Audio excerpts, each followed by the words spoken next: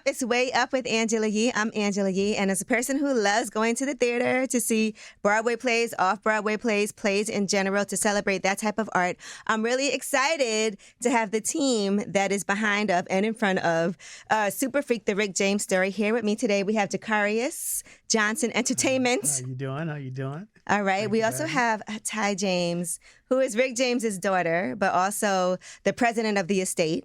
Yes, yes. What's up? What's up? And we have Stokely, who is starring in the play, but also you know him from Mint Condition. Does that bother you? Are you okay with? Okay, absolutely not. Just to make sure there's no Mint Condition beef. Yeah. But also a solo artist. We can't forget that. Absolutely. And Good to be here. a musician. So thank you guys for coming. So first, while people are listening, let's talk about Super Freak, the Rick James story. It's a play, just to be clear. And so people can see this. The play's been on tour. I know you guys were in Detroit, which is a lot. I actually heard a lot of things about it from when it was in Detroit, and that it's very, not censored, let's just say, because you can't have a Rick James story and censor that. Yes, absolutely. We have to give it to you real and raw, just like he would like it. Mm-hmm. That's our goal. Yeah. And I think we've definitely accomplished it. So.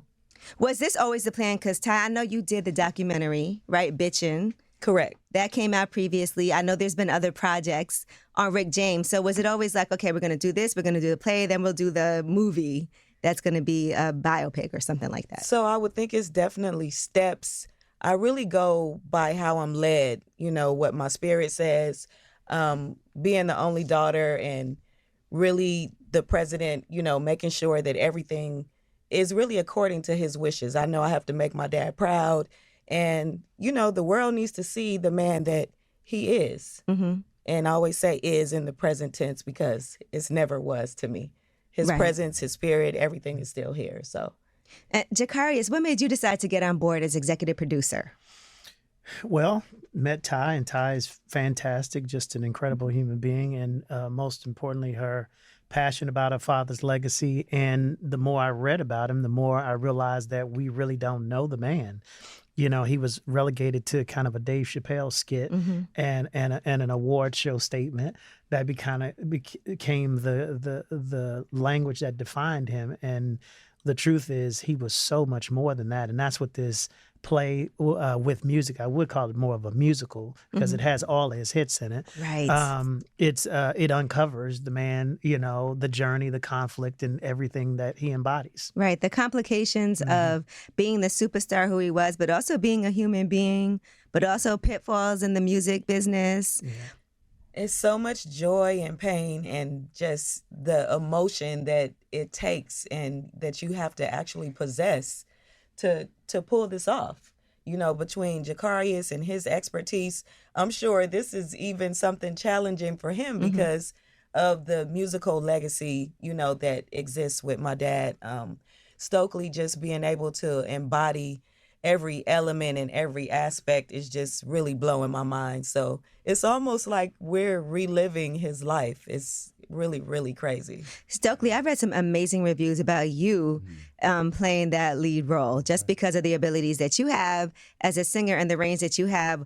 For you, how intimidating is that, though? Because it is Rick James. And so the legacy of Rick James, you have your own legacy in your own right. But sometimes it's hard when it's somebody that's like a figure like that, who's also not with us anymore in the flesh. A musical hero to me. Your heroes, you like. I actually saw him one time, didn't say anything, and that was so. I was like, where'd you see him? At La Montrose in Los Angeles a long time ago.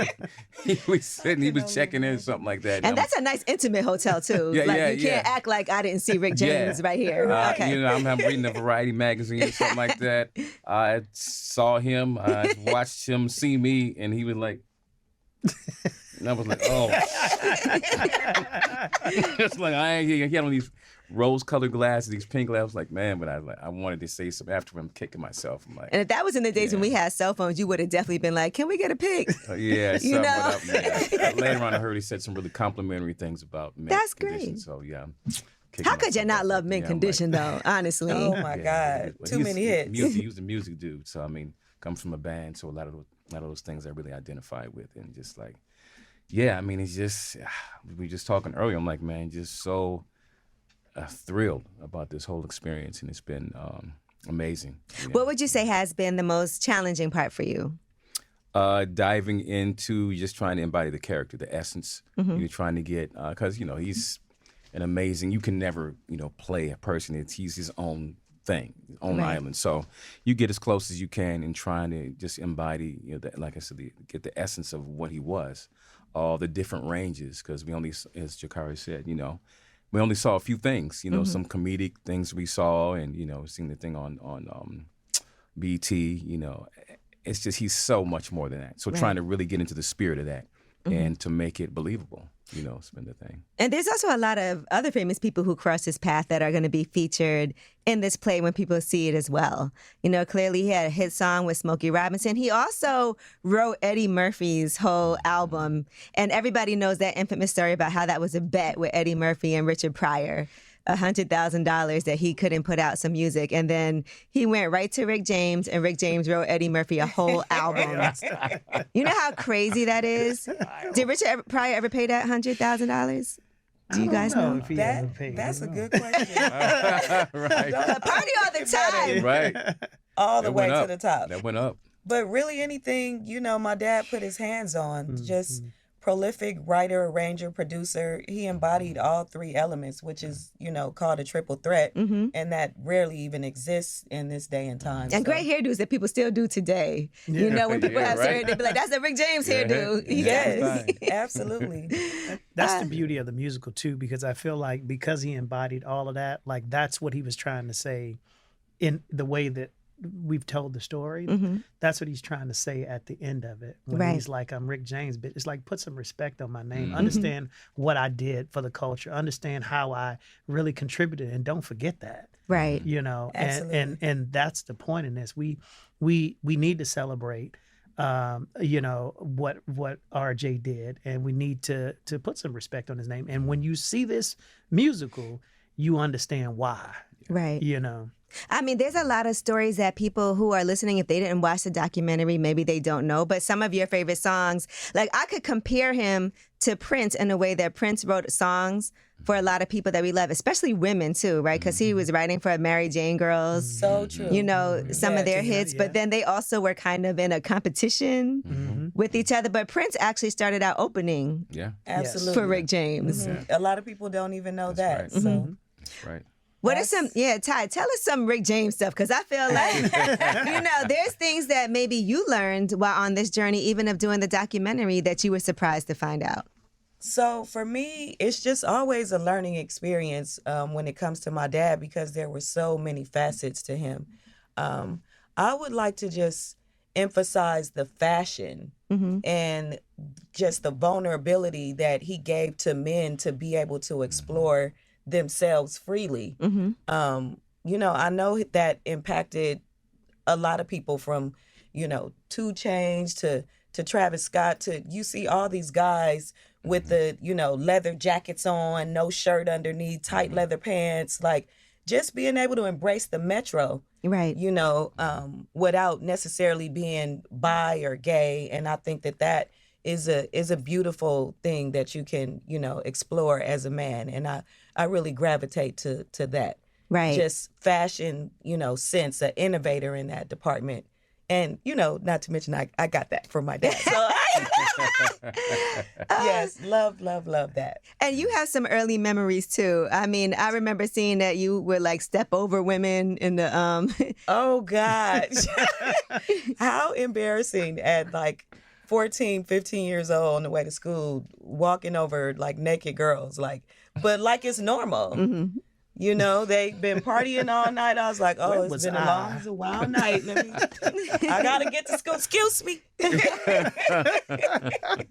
And what were the dynamics for you? Because we know he was married, but then he also, Tina Marie, everybody knows that they, or maybe they don't know, I don't know what the reality of the situation is, but had their relationship, but also made great music together, like Fire and Desire. I mean, you can't compare that music to today's music. It's like, where is a ballad like that now? Like, I would love to see it. But it's funny that you say that, because a lot of people think Tina is my mom. It's like, Right. no, they didn't have any kids. Although, you know, Alia is like family to me. That's Tina Marie's only daughter. But they definitely had a love affair that could not be denied. Right. And that's for sure. And it came out in the music, the chemistry, that dynamic. You know, it's almost like a love-hate, because the angrier they were at each other, the better the music came out. Oh my! We love some dysfunctional music. The passion in And some that. makeup sex, child. Makeup jokes on wax. Yeah. And Zakaria, so what are some other things that you've worked on and really like drawing you into this project? What was the process for you to say, all right, let's get this done? You know, one of the things that I just believe in is there's not a lot of people kind of celebrating and cementing the legacy of, you know, our icons and people who came before. So part of my mission is to be able to cement that legacy. And, you know, some are dead, but even while they're alive, like be able to control that narrative so folks don't go AWOL with that narrative when you're dead. And you know, and the estate is forced to do that. So this opportunity to tell Rick's story and, you know, the journey, the amazing journey and all the conflict and all of the things was just, you know, something that I couldn't pass up. And between that and the movies and stuff that I adapt, that's kind of my sweet spot. I did Set It Off. I did New Jack City. And now, you know, Super Freak. I did Snoop Dogg's bio musical. It was called Redemption of a Dog.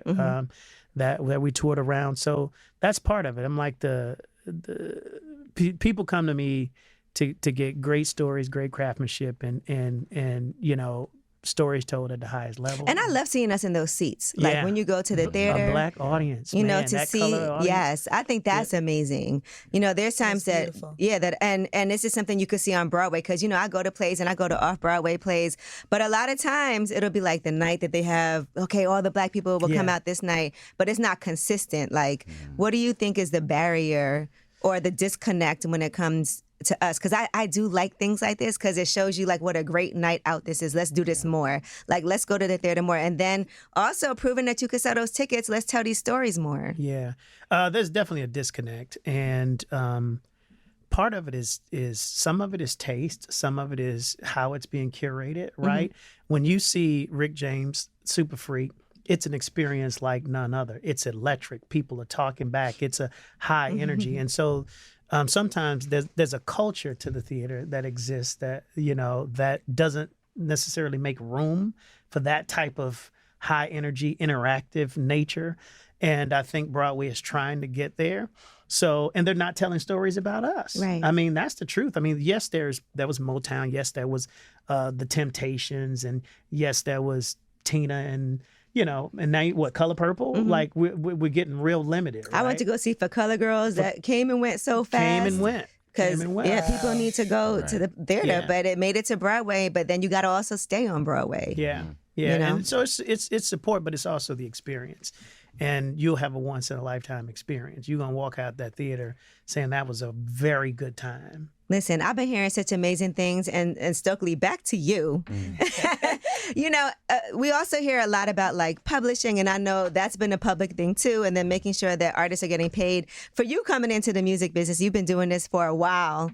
You know, did you know anything like for yourself personally about what you needed to be asking for, agreements, contracts, like all of that? Were you able to handle that in the right way? Some people feel like you're always going to end up signing bad deals at first and then you fix it later as you go down the line. But what was your experience? Coming into the industry? Yeah. Well, yeah, you know some things and the rest you learn as you go, you know. So you figure out what things you can cope with.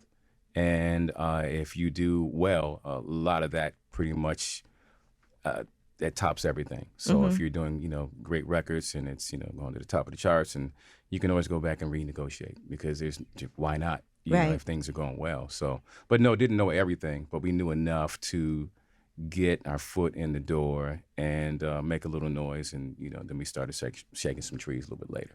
People say that you were so loyal. People had wanted you to do solo projects, but you were like, "No, I'm loyal to my group." You know, so finally you were able to step out and do that on your own. How does that feel, and what's the difference for you? And do you want Mint Condition to come back together and go back out? That's always open. I've never. It's funny how whatever you do, people always want the opposite. You know, You're like, here I am. Now should I go back? here we are, 30-something years we were together. It's like, you should, the whole time. You solo. I've been few years solo. When you going back with the group? It's like, well, I just got here. I'm like, you know, so. But but it's fine. It's human nature. I get it. But it's all beautiful. I mean, it's there's just some things I've been able to do, not like with not being with the group, you know, so I can move a little bit differently, do business a little bit different. And, you know, it's just all the things. Everybody's an individual in the group. So just have a chance to kind of spread my wings and, you know, just do it the way I like.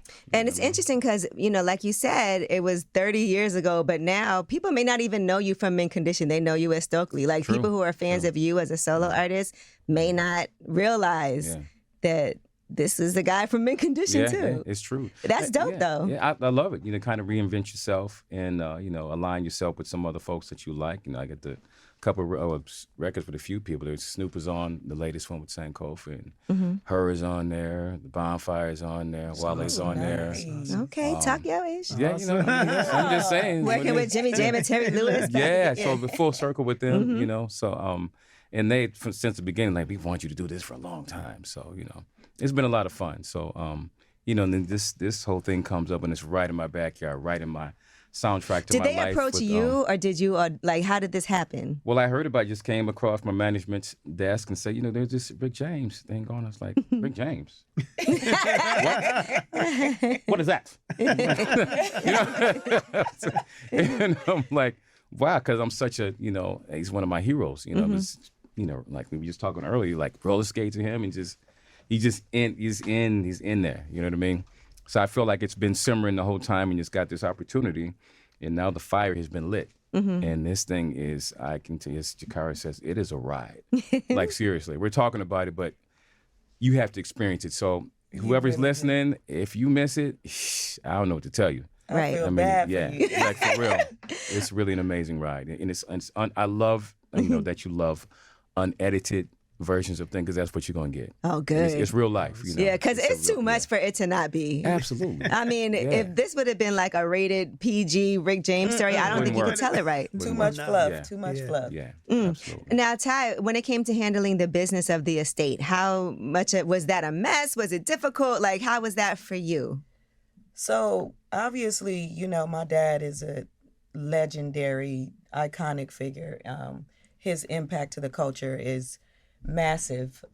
There's some super big shoes to fill, and thank God I'm a girl, and I don't have to have that big of a size. But just as far as this business is concerned, Jakarius and I, when we started talking about it, it just seemed to run smoothly. I got all the reads and the fills, you know, between our attorneys. It was never any really back and forth.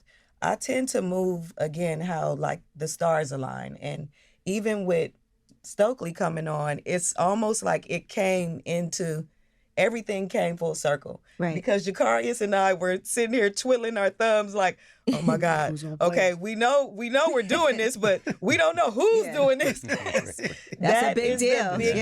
That was the biggest task and the hardest part, you know, of all. So And when then finally I sent her a video and say, look at this. yes, he sent me a video of Stokely doing You and I because he had it in his set. And boy, oh boy, it was like a light bulb moment. Like, oh my God, yes, thank you, Jesus. Wow. Is that your favorite Rick James song, You and I? It is one of That's them. mine. That's my favorite one. Yeah. Is it? Yeah, really? it is. Okay. I mean, of course, I love Fire and Desire. I would say that only because some of them are like a given. Yeah, right. You know what I mean? So, of course, somebody's going to say that. Of course, we'll say Mary Jane, but, you know, just... It's so many, like, fillers that we could probably re-release that, I mean, great ballads, musical love songs. Like, it's really so much more to my dad that, you know, a lot of people know. So that's what we're diving into, and we can't wait to show you guys. So are you the person that you would be responsible for, like, clearing things if somebody wants to sample? Absolutely. Ooh, now, so do you say no a lot? It depends on. So basically, they send the material because we had to clear Nikki's, super freaky girl. And thank God we did, because Right, we don't want the barbs coming after you. again, good Lord, girl, because they come in packs. Yeah, yes, they do. But I mean, it was, good in so many ways. Again, multi-million selling album. So we're really happy about that. And it just depends on the integrity of the record. Like, as long as, the music is still strong and it's not vulgar or, offending anyone, like we try to make sure we don't do, but sometimes it doesn't happen. Can't help it. Yes, exactly. So. Now, for you coming up, though, because your dad, like we all know, he had a lot of things going on. So what were your early memories of him? And then, like, even dealing with your mom, and then I'm sure she probably had a tough time being a woman, dealing with Rick James as her husband. What are some things that you remember from that? Because, somebody could be a great father, but maybe not the best husband, or maybe she was okay with it and she was like, we have an understanding. What are your memories of that? So he didn't come, like, into our life until I was preteen, like 12, 13. My mom was like, she kicked up dust early. So that's how they really met, because my mom did all type of things that, we're not going to even talk about on air. You can come and see it in the play. Yes. But long story short, they met at an orgy. So let's just start there. Let's start there. And you can imagine the outcome. She's a girl. And they share 2 children. So they're, with serious love. And I'm very, very proud of that. But, he had to do what a man has to do. And sometimes when you're chasing your dreams, you have the freedom to leave, the home or the nest, or, and then it's just the woman's responsibility to make sure that the kids are coming up. So, I had to do a lot of forgiving in my heart on both behalves, because I'm mad at her, because, like, wait a minute, this man is a multimillionaire. We live in the hood. We live in the ghetto. Like, you better go get some. Hello, right? Yeah. And then, with him, it's like, how could you abandon your family? So it just took, a lot of prayerful moments and just, again, forgiveness in my heart. But some crazy rides along the way. What was it like when he did come back into your life? Basically from, like, rags to riches almost. We were raised in the hood, in the ghetto, all over LA. My mom did, the best she could with 2 kids. And that sometimes meant not even eating at night, like, but I still applaud her, because she was a hustler. That knock on the door was definitely life-changing. Right. We were literally whisked off to New York in the next couple days. I can't even imagine what that must have felt like for you. This man didn't even know who his kids were, because he hadn't seen us. So we had a flight attendant, accompany us on the flight. So I see him looking around, like, because of course we know who he is, but he don't know who he is. Wow. It was really, really crazy to going outside, and it's like, pick a car. There's the limo, there's the Excalibur, there's the Rolls Royce. Which one do you want to? I'm just like, whoa, it was all very, very overwhelming. I know. It looked like you wanted to say something, Jakari. It teaches you balance. I really believe that you have to go through some things in life, and that might consist of, going without, or a struggle, or it teaches you work ethic. I'm glad I wasn't born with a silver spoon, because, there's a lot of issues with that as well. So I do. Things happen how they're supposed to happen. Yes, yes. And I believe that that's how you maintain humbleness and being grounded in this business, to me, is very important.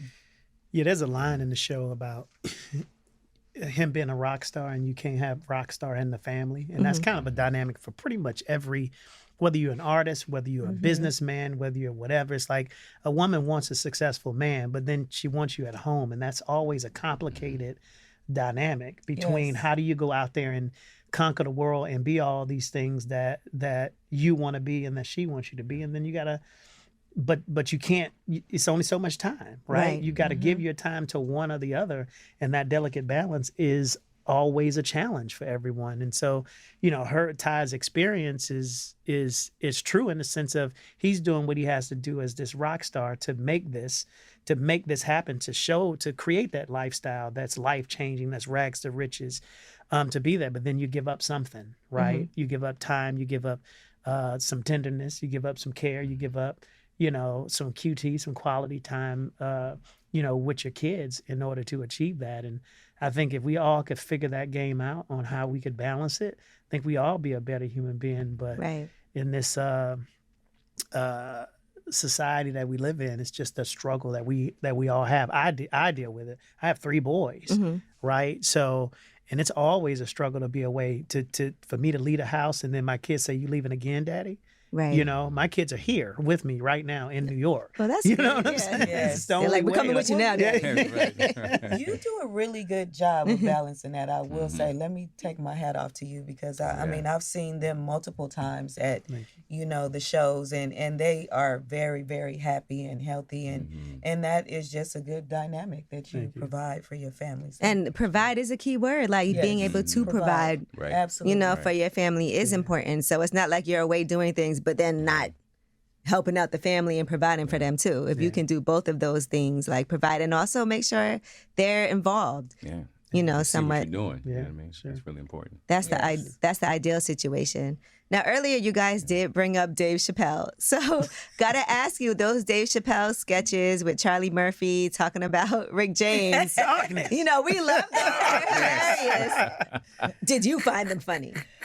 Oh my God. My dad and I would sit on the couch just cracking up because it's not just that, it's so many of those incidences that have occurred, and that's real life.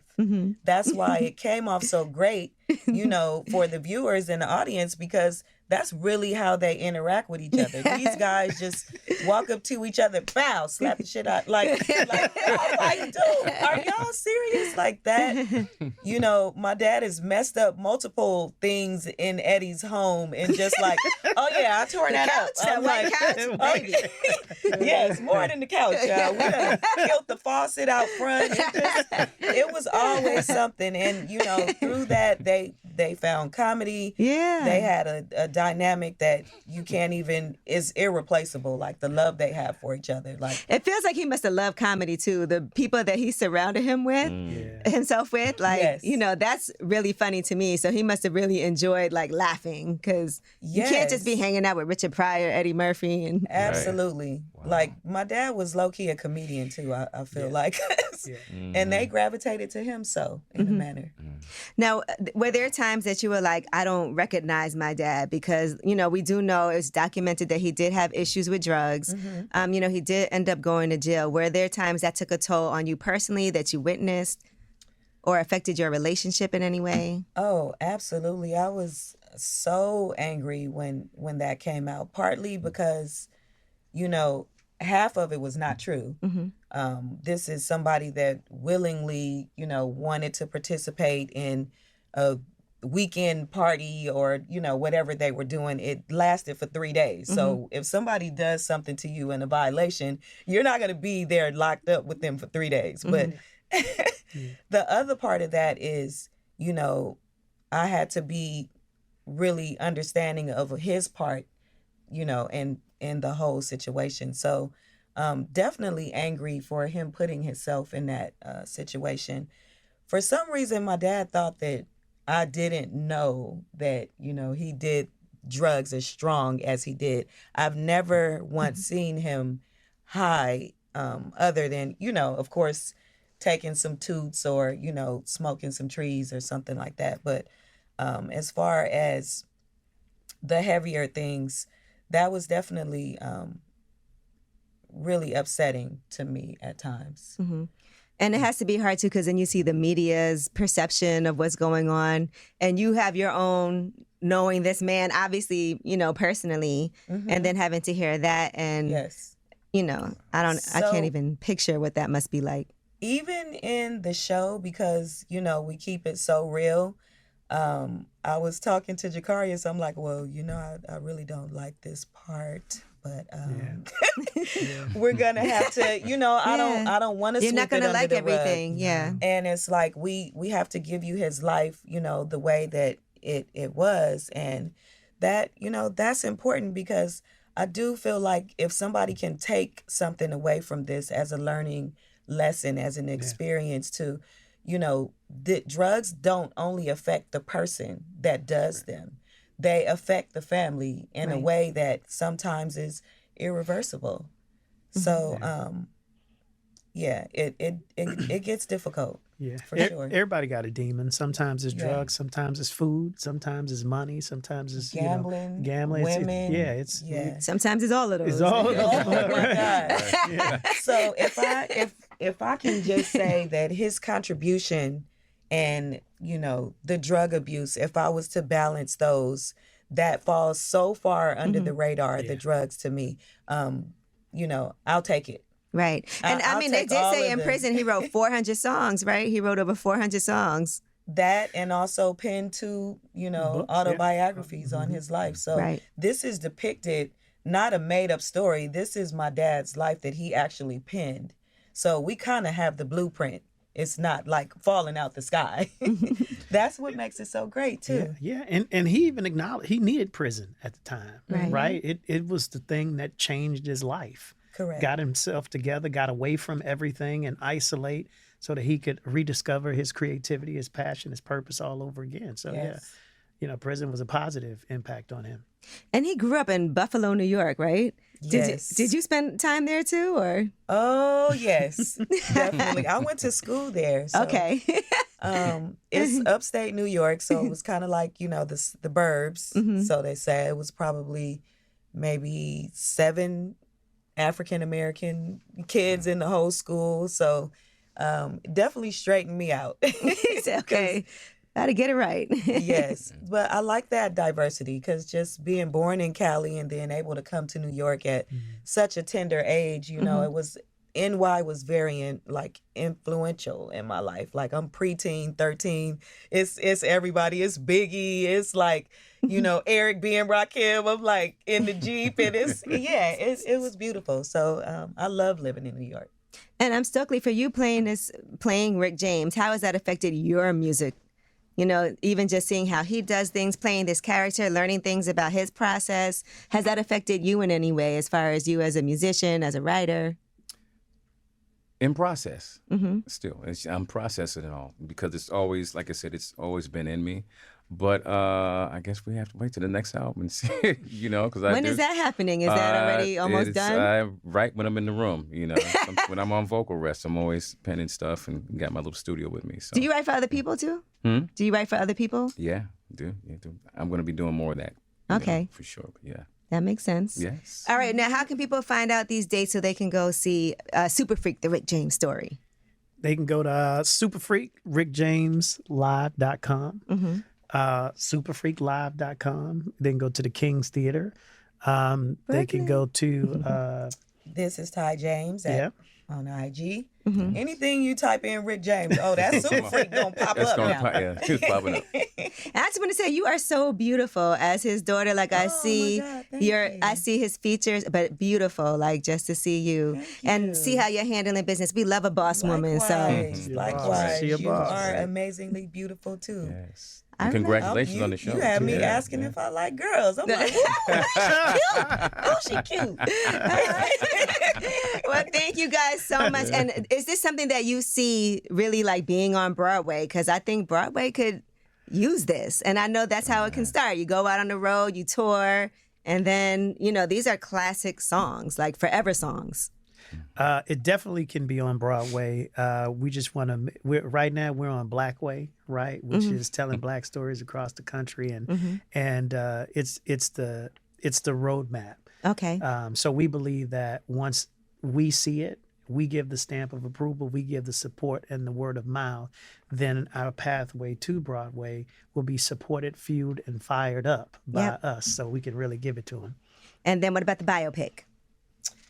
Oh, girl, you know that's brewing. That is on the way. You will not have to wait too much longer. I'm trying to see if Stokely gonna play RJ. You good? Come You on. can do it right. You can write while you're there. Come on, Do other stuff. absolutely, Okay. absolutely. All right. Well, thank y'all so much. Honestly, like I really appreciate it. Make sure y'all go back, check out the documentary "Bitchin'," and then also go see the play when it comes to a city near you or travel. That's a nice trip to plan around to go see it with everybody. Love that. All right, it's way up.